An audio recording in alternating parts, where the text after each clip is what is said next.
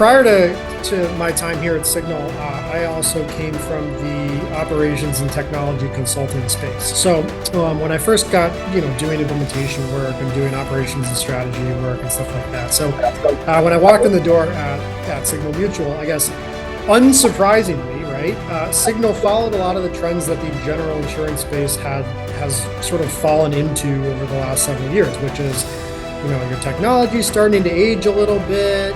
Some of your solutions are a little bit, end of life. The support's challenging on them.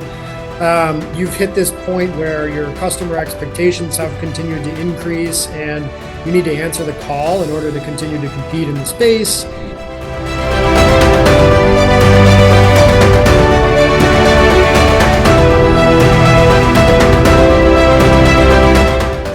Our members are the center of the universe, right? And so strategic decisions, tactical decisions, strategic planning, a lot of those pieces that, roll up to me and we have to talk about, a lot of those are dictated by whether or not the outcome's going to deliver more positive or better outcomes to our membership and our business partners, so brokers, medical providers, so on and so forth. And so if we can't look at ourselves in the mirror and say, yes, that's going to benefit them, the investment case becomes a little bit more difficult, right? And so at the time, we didn't have a single repository that was the sole source of truth for all of our member engagement, all of our contacts, all of our interaction points. And so the coordination on that side of our business became more challenging than it really needed to be. And as I said earlier, when your member expectations, your customer expectations continue to increase, it really just highlighted this need for, we need a single source of truth that we can just commonly go to, right? Everybody needs to be looking at the same thing. Everybody needs to be walking the same walk and talking the same talk. At the same time, we were in the process of launching a new business, or a new line of business called DBA, Defense Base Act. It's kind of under the Longshore Act. I won't bore you all with the details around that. But we sort of said, hey, look, this is a great opportunity for us to take this sort of really flexible, customizable solution that has the member at the middle and build out the underwriting part of this too, so that our underwriters, our underwriter technicians, our claims adjusters, our safety experts, they can all go in and say, I can just see a 360-degree view of whatever is happening with this specific member at this specific time.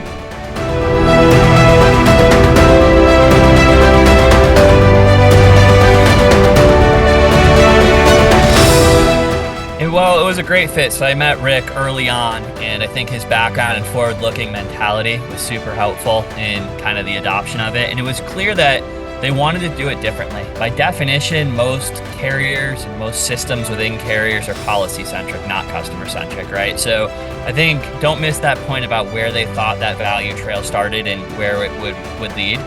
But specifically, when we were looking at kind of an all-in tech stack, right? So a lot of carriers today are in the middle of a transformation or just beginning, and then there's transformation, what I call with a small t, right, where it's a little bit of window dressing and trying to make it, and then there's transformation with a capital T, where sort of everything's on the table and you're trying to reimagine what something could be. And I saw this as really an opportunity around a capital T and the investment to have a platform that can go as broadly as Salesforce can do, right? So everywhere from the front office marketing efforts and those to the sales efforts and quoting, to onboarding, submission management, the claims adjudication, policy admin, all on a common customer-centric platform. And then the synergy that's unlocked between those different things, while where needed, integrating to legacy systems. That's why a partner like Exavalu is incorporated. It's never all going to be a unified Salesforce tech stack. There is always the need to capitalize on other data sources, other pieces of the investment.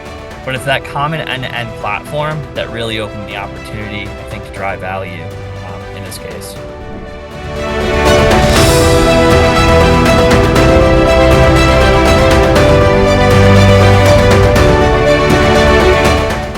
Yeah, and I think we did. I mean, there's a lot of aspects to it, but I think there's some key areas that we try to focus on where we consistently have a process around this. Which are, first we come in, we bring deep insurance expertise and senior leaders into the assessment process to confirm our understanding of the current state and kind of the business gaps and needs.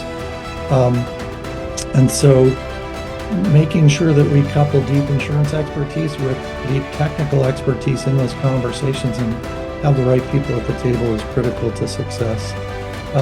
We go through a discovery process, which is once we've kind of confirmed our assessment, the discovery process lets us go deeper into the issues at hand and kind of develop a roadmap and some estimates that all become part of a proposal.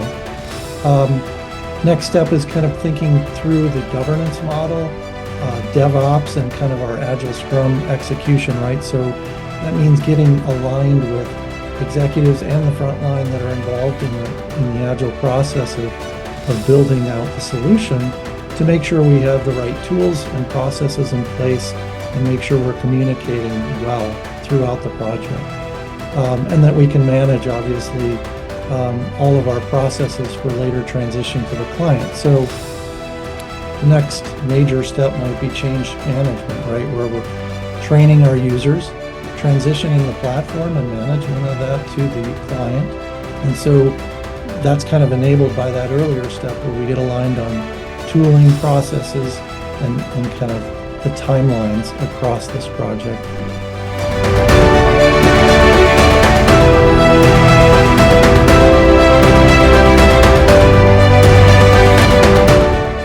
And we deployed that in 8 weeks, including 4 weeks of project discovery. So that's the getting the details straight before we act, right?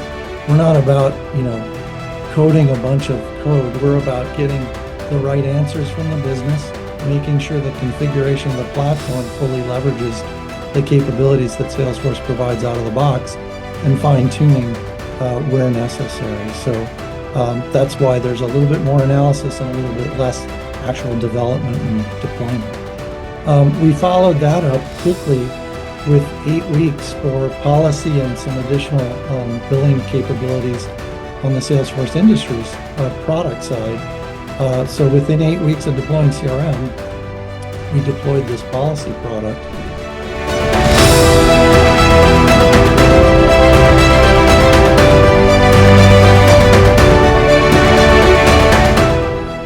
When you can take a partner that understands our platform and understands multiple aspects of it. So if you think about what you're using our base core clouds, there's a marketing that's a Pardot, MuleSoft is integration technology, and the policy admin sits in what we call Salesforce Industries. It's important to look for a partner that has the certifications across that broad spectrum of product. Salesforce is a very broad platform.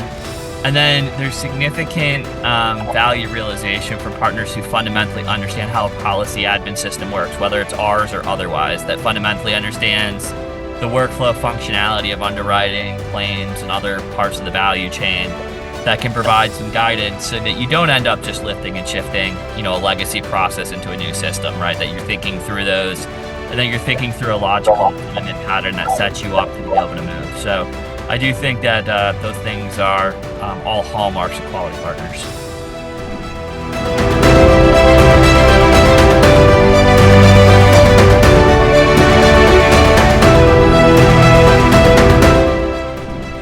There's a seamless solution of an underwriter logs in every day, can see a 360-degree view of a member, can understand exactly who we are meeting with on a given day, what the topics are, the agenda for that meeting, what those people prefer to have for lunch when we're at the meeting with them.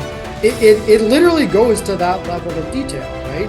Who's going to be there, tasking on, hey, the claims professional, you guys need to work with the safety team to come up with this, and these people need to do. We're using it even more almost as a workflow tool in some cases, as well as we are to sort of be our underwriting platform. And so I think as we look into the future, those are the things that we want to continue to take advantage of there.